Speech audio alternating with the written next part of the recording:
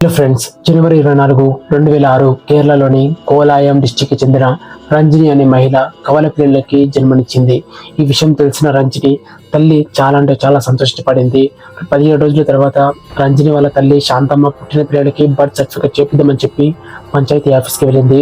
ఈ టైంలోనే ఒక మహిళ రంజని తనకు పుట్టిన ట్విన్స్ చూద్దామని చెప్పి వాళ్ళ ఇంటికి వెళ్ళింది. అంతే అలా ఇంట్లోకి వెళ్ళిన వెంటనే పెద్దగా అరుపులు వినిపించాయి. ఆ అరుపులు విన్న తర్వాత చుట్టుపక్కల వాళ్ళు వెంటనే ఆ ఇంటి దగ్గరికి వచ్చారు. అక్కడ చూస్తే రంజని కళ్ళు బయటకు వచ్చి కాళ్ళు దూరంగా స్ప్రెడ్ అయ్యి మెడ కట్ అయిపోయి రక్తమంతా ఆమె పైన ఏర్లై పారుతుంది. తన 17 రోజుల కూతుర్లు కూడా సేమ్ అదే పొజిషన్ లో కనిపించారు. అసలు వీళ్ళని ఎవరు చంపారు? 17 రోజుల పిల్లలను కూడా చూడకుండా అంత కిరాతకంగా ఎందుకు చంపారు? ఇప్పుడు 2006లో జరిగిన ఈ కేసుని ఆర్టిఫిషియల్ ఇంటెలిజెన్సే 2025లో ఇలా సాల్వ్ చేశారు. ఈ విషయాలన్నిటి గురించి ఈ రోజు వీడియోలో మనం పూర్తిగా తెలుసుకుందాం. Let's start the video. కేరళలోని కోలాయం డిస్టిక్ కి చెందిన ఒక చిన్న టౌన్లో నివసించే రంజని అనే అమ్మాయి స్టోరీ ఇది. సో ఈ అమ్మాయి చాలా మంచి అమ్మాయి. వాళ్ళ నాన్న తన చిన్నప్పుడే చనిపోయాడు. అప్పటి నుంచి తన తల్లి చిన్న చితగా పనులు చేసుకుంటూ తనని పోషిస్తూ వచ్చేది. కానీ ఎన్ని కష్టాలు పడుతున్నా కానీ వాళ్ళ లైఫ్ మాత్రం చాలా సంతోషంగా ఉండేది. బట్ సడన్గా తన లైఫ్లోకి ఒక చేంజ్ వచ్చింది. ఒకరోజు తన ఊర్లో రంజనికి ఒక అబ్బాయి పరిచయం అయ్యాడు. అతని పేరు దివిల్ కుమార్. వీళ్ళ పరిచయం కాస్త ప్రేమగా మారింది. చిన్నప్పుడే తండ్రి ప్రేమను కోల్పోయిన రంజనికి దివిల్ కుమార్ చూపించే ప్రేమ బాగా నచ్చింది. కేవలం రంజనికే కాదు, వాళ్ళ అమ్మ శాంతమ్మకు కూడా ఆ అబ్బాయి అంటే బాగా నచ్చాడు. ఎంత నచ్చాడంటే చెప్పండి, అతను ఆల్రెడీ ఆర్మీలో వర్క్ చేస్తున్నాడు అండ్ మంచి శాలరీ కూడా బాగా సెటిల్ అయిన వ్యక్తి. ఇలాంటి వ్యక్తి తన కూతురికి భర్త అవుతాడంటే ఏ తల్లి మాత్రం ఆనందించడం చెప్పండి. మొత్తానికి వీళ్ళిద్దరూ అందరి ప్రేమికులలాగే బాగా హ్యాపీగా కలిసి మెలిసి తిరిగారు. బట్ సడన్గా ఒకరోజు రంజనికి హెల్త్ బాగాక హాస్పిటల్కి వెళ్ళింది. ఫైనల్గా రిపోర్ట్స్ వచ్చాక తెలిసింది ఏంటంటే రంజని ప్రెగ్నెంట్ అని. ఫస్ట్ రంజని కంగారు పడిన కానీ ఆ తర్వాత హ్యాపీగా ఫీల్ అయింది. తన ప్రియుడు కూడా ఇలానే ఫీల్ అవుతాడని చెప్పి ఎంతో ఎక్సైట్మెంట్తో దిబిల్ కుమార్కి దగ్గరికి వెళ్ళి ఈ విషయం మొత్తాన్ని చెప్పింది. ఎప్పుడైతే రంజని ఈ మాట చెప్పిందో అప్పటి నుంచి దిబిల్ కుమార్ బిహేవియర్ చిన్నగా చేంజ్ అవ్వడం స్టార్ట్ అయింది. తనతో ముందులా ప్రేమగా మాట్లాడేవాడు కాదు. ఒకానొక టైంలో అయితే ఆ కడుపుకి నాకు సంబంధం లేదని చెప్పి మొహం మీద చెప్పేసేవాడు. అంతేకాకుండా ఆ కడుపు ఎవరి వల్ల వచ్చిందో చెప్పు అని చెప్పి తన క్యారెక్టర్ని క్వశ్చన్ చేయడం స్టార్ట్ చేశాడు. అయినా నీలాంటి దాన్ని ప్రేమించడమే నేను చేసిన పెద్ద తప్పు, నీలాంటి దాన్ని మా పేరెంట్స్ ఎలా యాక్సెప్ట్ చేశారనుకుంటున్నావు అని చెప్పి తిరిగారని ఎక్కువగా అవమానించేవాడు. ఫైనల్గా ఇదంతా కాదు, ముందు నువ్వు అబార్షన్ చేయించుకో అని చెప్పి రంజనితో చెప్పాడు. ఈ మాటలు విన్న రంజని కోపం తెచ్చుకుంది. చావమనే చేస్తానేమో కానీ అబార్షన్ మాత్రం చేయించుకోను అని చెప్పి గట్టిగా సమాధానం చెప్పింది. రంజని ఇలా ఎదురు సమాధానం చెప్పడంతో దివిల్కి ఏం చేయాలో అర్థం కాక అక్కడి నుంచి వెంటనే తిరిగి ఆర్మీకి వెళ్ళిపోయాడు. భర్త లేకుండా ఒక అమ్మాయి ప్రెగ్నెంట్ అంటే అందరూ ఎలా చూస్తారో మనకు బాగా తెలుసు. ముఖ్యంగా మన ఇండియాలో కానీ రంజని మాత్రం చుట్టుపక్కల వాళ్ళు ఎన్ని సూటిపొట్టు మాటలు మాట్లాడినా కానీ వాటిని సహిస్తూ తనకు పుట్టబోయే బిడ్డ కోసం ఎదురు చూస్తూ ఉంది. అలాగే తనకి జరిగిన అన్యాయానికి ఎలాగైనా సరే న్యాయం జరగాలని చెప్పి కేరళ ఉమెన్ కమిషన్ దగ్గరికి వెళ్ళి జరిగిన విషయం మొత్తాన్ని ఎక్స్ప్లెయిన్ చేసింది. ఈ కథ మొత్తం విన్న తర్వాత వాళ్ళు చెప్పిన సొల్యూషన్ ఒకటే, అది DNA test. Kerala women's commission నుంచి దిబిల్ కుమార్కి ఒక నోటీస్ వచ్చింది. మీ క్యాంప్ అయిపోయిన తర్వాత వెంటనే DNA శాంపుల్స్ని టెస్ట్ కోసం ఇవ్వాలని చెప్పి దాంట్లో రాసింది. ఇది చూసిన దిబిల్ కుమార్కి ఏం చేయాలో అర్థం కాలేదు. ఇంటిలో ఉంటే ఇక్కడ రంజని ప్రెగ్నెన్సీ పెరుగుతున్న కొద్దీ చుట్టుపక్కల వాళ్ళు తనని దారుణంగా అవమానించడం మొదలుపెట్టారు. ఈ అవమానాలు తట్టుకోలేక వేరే ఊరు వెళ్ళి ప్రశాంతంగా ఉందామని చెప్పి తను తన తల్లి శాంతమ్మ కలిసి తిరువనంతపురంకి బయలుదేరారు. బట్ అలా ఆ రోజు వాళ్ళు తిరువనంతపురంకి వెళ్ళటమే వాళ్ళు చేసిన అతి పెద్ద తప్పు. తిరువనంతపురంలో కొద్ది రోజులు గడిచిన తర్వాత రొటీన్ చెకప్ కోసం అని చెప్పి రంజని వాళ్ళ అమ్మ కలిసి హాస్పిటల్కి వెళ్ళారు. అక్కడ వాళ్ళకి అనిల్ కుమార్ అని చెప్పి ఒక వ్యక్తి పరిచయం అయ్యాడు. నాది కూడా కొలం డిస్టిక్ నుండి మీరు ఉండే ఊరి దగ్గరలోనే నేను కూడా ఉండేది. మా నాన్నకి బాగోకపోతే ట్రీట్మెంట్ కోసం ఈ ఊరు వచ్చాను అని చెప్పి వాళ్ళతో మాటలు కలిపాడు. ఇది విన్న రంజనికి వాళ్ళ అమ్మకి చాలా సంతోషం అనిపించింది. ఎందుకంటే కొత్తూరు ఎవరో తెలియక ఇబ్బంది పడుతూ ఉన్నారు. అలాంటి టైంలో వీళ్ళకి అనిల్ కుమార్ రూపంలో ఒక మంచి వ్యక్తి, మన ఊరి వ్యక్తి దొరికాడని చెప్పి ఆనందపడ్డారు. అనిల్ కుమార్ కూడా వీళ్ళతో బాగా కలిసిపోయాడు. పోను పోను వీళ్ళ మధ్య ఫ్రెండ్షిప్ కూడా బాగా పెరిగింది. ఇది ఎలా అంటే రంజనికి డెలివరీ డేట్ దగ్గరికి వచ్చింది. డాక్టర్లు నార్మల్ డెలివరీ సాధ్యం కాదు, ఖచ్చితంగా ఆపరేషన్ చేసి తీయాలని చెప్పి ఆమెతో చెప్పడం జరిగింది. దీనికి తోడు కడుపులో ఉంది ఒక్క బిడ్డ కాదు 2 బిడ్డలు ఉన్నారని చెప్పి ఇంకొక షాకింగ్ న్యూస్ని రంజనికి చెప్పారు. ఆపరేషన్ టైంలో అప్పుడు ఎక్కువ బ్లడ్ కూడా కావాల్సి వస్తుంది, సో దానికంతా ప్రిపేర్ అయ్యి ఉండండి అని చెప్పి డాక్టర్ ఆమెకి చెప్పడం జరిగింది. ఈ విషయం మొత్తం తెలుసుకొని అనిల్ కుమార్ నాది కూడా మీ బ్లడ్ అండి, మీ అభ్యంతరం లేకపోతే నేను బ్లడ్ డొనేట్ చేస్తానని చెప్పి వాళ్ళకి చెప్పాడు. ఈ మాట వినగానే తల్లి కూతుళ్ళు ఇద్దరు కూడా ఆనందపడిపోయారు. దేవుడి రూపంలో అనిల్ మన దగ్గరికి వచ్చి మనకు సహాయం చేస్తాడని చెప్పి ఒకరినొకరు చూసుకుంటూ సంతోషపడ్డారు. అనిల్ ఇంత సాయం చేస్తుండడంతో రంజని తన స్టోరీ మొత్తాన్ని అనిల్కి చెప్పడం స్టార్ట్ చేసింది.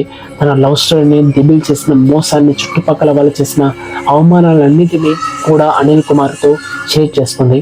తన చెప్పిన స్టోరీని పూర్తిగా విని అనిల్ కుమార్ డోంట్ వరీ, నువ్వు రికవర్ అయిన తర్వాత దిబిల్ని కూడా మనం వెతుకుదామని చెప్పి మనకి ధైర్యం చెప్పాడు.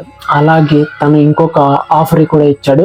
మీరు డెలివరీ అయిన తర్వాత మీ ఊరు వెళ్ళాల్సిన అవసరం లేదు, మీరు ఇక్కడే ఉండొచ్చు, మీరు ఉండటానికి ఇల్లు కూడా నేనే చూసి పెడతాను, మీరు దానికి రెంట్ కూడా కట్టాల్సిన అవసరం లేదు, దాని సంగతి కూడా నేనే చూసుకుంటానని చెప్పి వాళ్ళందరికీ ప్రామిస్ చేశాడు. మొత్తానికి డెలివరీ డేట్ రాని వచ్చింది. రంజనికి 2 ఆడపిల్లలు పుట్టారు. ఈ విషయం తెలియడంతో అనిల్ స్వీట్స్ తీసుకొని వచ్చి అందరికి పంచిపెట్టాడు. చెప్పాలంటే కొత్త ఇల్లు, కొత్త ప్రాంతం అంత హ్యాపీగానే ఉంది. బట్ 17 రోజుల తర్వాత ఈ ఆనందం మొత్తం చెల్లా చెదురైపోయింది. రంజని తన 17 రోజుల 2 కూతుర్ని అతి కిరాతకంగా చంపేశారు. వెంటనే ఈ విషయం తెలుసుకున్న పోలీసులు రంగంలోకి దిగారు. శాంతమ్మతో మాట్లాడి జరిగిన వివరాలన్నీ కూడా పూర్తిగా తెలుసుకున్నారు. శాంతమ్మ చెప్పిన స్టోరీని బట్టి దివిల్ కుమార్ ఇందులో ఫస్ట్ సస్పెక్ట్ అని చెప్పి కంప్లైంట్ని ఫైల్ చేశారు. దివిల్ కుమార్ డిఎన్ఏ ఈ పిల్లల డిఎన్ఏతో మ్యాచ్ అయితే తనకి పనిష్మెంట్ ఉంటుందని, అలాగే లైఫ్ లాంగ్ తనను పోషించాలేమో, తన పరువు ఎక్కడ పోతుందేమో ఉద్దేశంతో ఈ పని చేస్తూ ఉంటాడని చెప్పి పోలీసులు దిబిల్ని ఫస్ట్ సస్పెక్ట్ కింద చూశారు. తర్వాత సెకండ్ సస్పెక్ట్ వచ్చేసి అనిల్ కుమార్. వీళ్ళకి ఎంతగానో సహాయపడిన అనిల్ కుమార్ సడన్ గా హత్య జరిగిన రోజు నుంచి కనబడకుండా పోయాడు. సో దీంతో ఇతనేమైనా వాళ్ళ ముగ్గురిని హత్య చేసేసి అక్కడి నుంచి పారిపోయాడు అని చెప్పి ఆ కుండంలో కూడా పోలీసులు ఇంటరాగేట్ చేయడం స్టార్ట్ చేశారు. ఇలాంటి టైంలోనే పోలీసులకి రంజని ఇంటి బయట ఒక మోటార్ సైకిల్ కనిపించింది. ఈ నెంబర్ ప్లేట్ ఆధారంగా బండి ఓనర్ పేరుని వాళ్ళు కనుక్కోవడం జరిగింది. అతని పేరు వచ్చేసి రాజేష్. ఇంతకీ ఈ రాజేష్ ఎవరు, ఎందుకని వీళ్ళని ఇంత కిరాతకంగా చంపేశాడు, ఈ విషయం గురించి తెలుసుకునే ముందు ఇంతవరకు ఈ వీడియో చూసినట్టు అయితే ఈ వీడియో మీకు నచ్చిందని అనుకుంటున్నాను. మీకు నచ్చినట్లయితే ఈ వీడియోని ఖచ్చితంగా లైక్ చేయండి. అండ్ అలాగే మీరు మన ఛానల్ని ఇంతవరకు కనుక సబ్స్క్రైబ్ అవనట్లయితే మన ఛానల్కి తప్పకుండా సబ్స్క్రైబ్ అయ్యి పక్కనున్న గంటని ఆల్ ఆప్షన్లో పెట్టుకోండి. ఆల్రెడీ లైక్ చేసి, షేర్ చేసి, సబ్స్క్రైబ్ చేసిన వాళ్ళకి చాలా చాలా థ్యాంక్స్. రాజేష్ గురించి పోలీసులు ఇన్వెస్టిగేషన్ చేస్తున్నప్పుడు వాళ్ళకి మైండ్ పోయే విషయం ఒకటి తెలిసింది. అదేంటంటే రాజేష్ ఒక ఆర్మీ సోల్జర్. ఇంకో షాకింగ్ విషయం ఏంటంటే 2006 నుంచి తను సిక్ లీవ్ లో ఉన్నాడంట. తర్వాత పోలీసులకు ఇంకా డీప్ గా ఇన్వెస్టిగేషన్ చేస్తే వాళ్ళకి ఇంకో షాకింగ్ విషయం తెలిసింది. అదేంటంటే రాజేష్ అండ్ దివిల్ కుమార్ ఇద్దరు కూడా ఒక అసైన్మెంట్ లో వర్క్ చేసేవారంట. ఎస్, మీరందరూ గెస్ చేసింది కరెక్టే. వీళ్ళిద్దరు మంచి ఫ్రెండ్స్. పోలీసులు ఎలాగైనా సరే వీళ్ళని పట్టుకోవాలని చెప్పి వాళ్ళు ఉంటున్న ఆర్మీ కంపెనీకి కన్సల్ట్ అయ్యారు. ఇక్కడ ఇంకో ట్విస్ట్ ఏంటంటే ఈ విషయం తెలియక ముందే వీళ్ళిద్దరూ అక్కడి నుంచి ఎస్కేప్ అయిపోయారనమాట. బట్ ఆర్మీ వాళ్ళు రాజేష్ ఇంకా దివిల్ కుమార్ యొక్క ఫొటోస్ ని పోలీసులకు పంపించారు. ఈ ఫొటోస్ చూసిన తర్వాత పోలీసులు ఈ కేసు ఈజీగా సాల్వ్ అయిపోతుంది అని చెప్పి హ్యాపీగా ఫీల్ అయిపోయారు. వాళ్ళ దగ్గర ఉన్న ఫొటోస్ ని శాంతమ్మకు చూపించి వీళ్ళని మీరు గుర్తుపట్టగలరా అని చెప్పి అడిగారు. ఆ ఫొటోస్ చూసిన వెంటనే శాంతమ్మ షాక్ అయిపోయింది. ఎందుకంటే ఆ ఫోటోలో దిబిల్ కుమార్ తో పాటు అనిల్ కుమార్ ఉన్నాడు. ఎస్, దిబిల్ కుమార్ ఫ్రెండ్ రాజేష్ అనిల్ అనే పేరుతో వాళ్లకు పరిచయం అయి ఈ దారుణాన్ని చేశాడు. పోస్ట్ మార్టం చేసిన తర్వాత పోలీసులు పిల్లల దగ్గర నుంచి DNA శాంపిల్స్ ని కలెక్ట్ చేశారు. పరారీలో ఉన్న దిబిల్ ఇంకా రాజేష్ కోసం పోలీసులు గాలించడం చేయడం మొదలు పెట్టారు. ఇంత వెతికినా కానీ పోలీసులకి వాళ్ళ ఆచూకీ దొరకలేదు. దీంతో పోలీసులు వాళ్ళని కనుక పట్టిస్తే 5 లక్షల రూపాయలు రివార్డ్ ఇస్తామని చెప్పి కూడా ప్రకటించడం జరిగింది. బట్ నో యూజ్, ఎందుకంటే దిబిల్ ఇంకా రాజేష్ ఇద్దరు కూడా ఆర్మీ సోల్జర్స్. సో వాళ్ళకి ఎలా దాక్కోవాలి, ఎలా ఎస్కేప్ అవ్వాలి, ఇవన్నీ కూడా వాళ్ళకు వెన్నతో పెట్టిన విద్య. సో ఆర్మీ టెక్నిక్ సాయంతో వాళ్ళు పోలీసులు కళ్ళు కప్పి ఎప్పటికప్పుడు ఎస్కేప్ అవుతూనే ఉన్నారు. దాదాపుగా 4 సంవత్సరాల వరకు, అంటే 2010 వరకు కూడా కేరళ పోలీసులు వాళ్ళ గురించి గాలింపు చేస్తూనే ఉన్నారు. But no use. కానీ శాంతమ్మ మాత్రం అస్సలు తగ్గలేదు. ఎలాగైనా సరే న్యాయం జరగలేదని చెప్పి ఫైట్ చేయడం మొదలుపెట్టింది. కేరళ హైకోర్టులో కేసుని ఫైల్ చేసి ఆ కేసుని సిబిఐకి అప్పగించాలని చెప్పి ఆమె రిక్వెస్ట్ చేసింది. 2010లో కోర్టు ఈ కేసుని సిబిఐకి అప్పగించింది. సిబిఐ వాళ్ళు మొదట్లో పోలీస్ వాళ్ళు కేసు చేసింది కరెక్టే అని చెప్పి డిక్లేర్ చేశారు. అంటే దిబిలే రాజేష్ తో ఈ హత్య చేపించాలని చెప్పి వాళ్ళు కంక్లూడ్ చేశారు. ఇన్ కేస్ DNA టెస్ట్ కనుక ప్రూవ్ అయితే తనే ఫాదర్ అని తెలుస్తాడు. సో తనని మోసం చేసినందుకు తనకి జైలు శిక్ష పడుతుంది. అలాగే తర్వాత ఫైనాన్షియల్ గా నందినికి అలాగే తన పిల్లలకి దిబిలే సపోర్ట్ చేయాల్సి ఉంటుంది అని చెప్పి ఈ దారుణాన్ని తను పాల్పడి ఉంటాడని చెప్పి సిబిఐ వాళ్ళు డిక్లేర్ చేశారు.